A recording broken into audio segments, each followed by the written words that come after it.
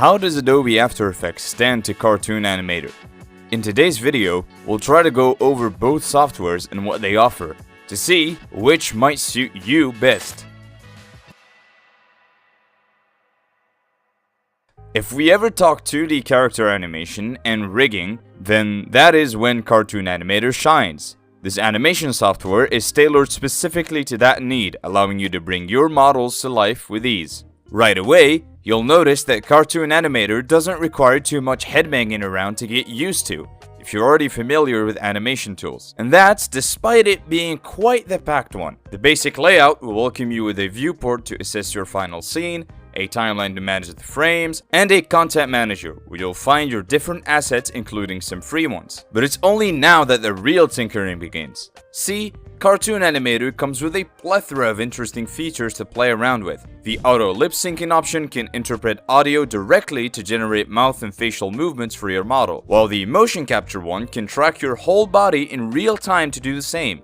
And for some added oomph, if you will, options like free-form deformation and spring dynamics can be used to exaggerate and apply some weight to your character movement. Not to forget that it allows for importing vector graphics to the scenes, which will give you total control over every part of your puppet without losing on the image or animation quality. And this is still considered barely scratching the surface of what the software can actually do. But it's important to note that these fun features come with a price, as Cartoon Animator can be acquired through a one-time purchase of $150, which lists it on the expensive end of animation softwares. Not to mention that getting the special mock-up bundle with it will require adding $100 more. Yet if anything, Cartoon Animator proves itself to be a solid and fully equipped software that caters to all the masses, and it seems like it's only getting better with each new update. On the other end of the room, we have After Effects, which is considered to be an industry standard for compositing and creating visual effects. It does take part of the Adobe Creative Pack like all Adobe softwares and will require some looking into their specifications to choose the right plan. Out of the box, it comes as no surprise that After Effects can seem different from your typical animation software, and that is due to how much versatile it is. Its interface is fully customizable, allowing you to add, delete, and maneuver panels around however you want, and the workflow is timeline based, where each element has its own layer to be edited on.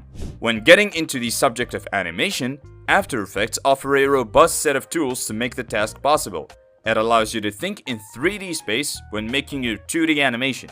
Combine it with the ability to manipulate each element on its own to your liking, and then you'll gain a nice sense of depth and parallax in your final product. It also comes with a variety of built-in visual effects that can be applied to your animations, making it great for post-production work, as well as puppet tools and special effects for text that can be used to create stunning motion graphics, logo animations, and animating still images. After Effects can work perfectly for rotoscoping thanks to its great tracking capabilities of subjects, and overall, it can serve as an excellent tool for compositing scenes to add that final touch to them. Just like Cartoon Animator, this is barely scratching the surface of what After Effects can do and what it actually holds.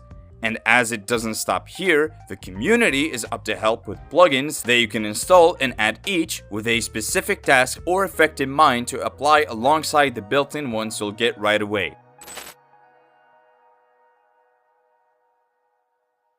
It's easy to get lost in the hype when talking about all these interesting features and tools, yet it's important to shed light on how easy these softwares are to learn. And as it comes to no surprise, Cartoon Animator takes the piece of cake here. Or maybe it's not a surprise. Actually, Cartoon Animator works on having a beginner-friendly environment that will let you animate and create animations right away using the pre-built models and assets, while also offering the right amount of control for each option when needed, if you want something more customizable for your liking or if you just want to experiment. But overall, the software is pretty easy to get down, and it won't even take long to understand and manage the big and scary concepts like bone rigging, physics, and all of that. After Effects, on the other hand, can be intimidating in its own right.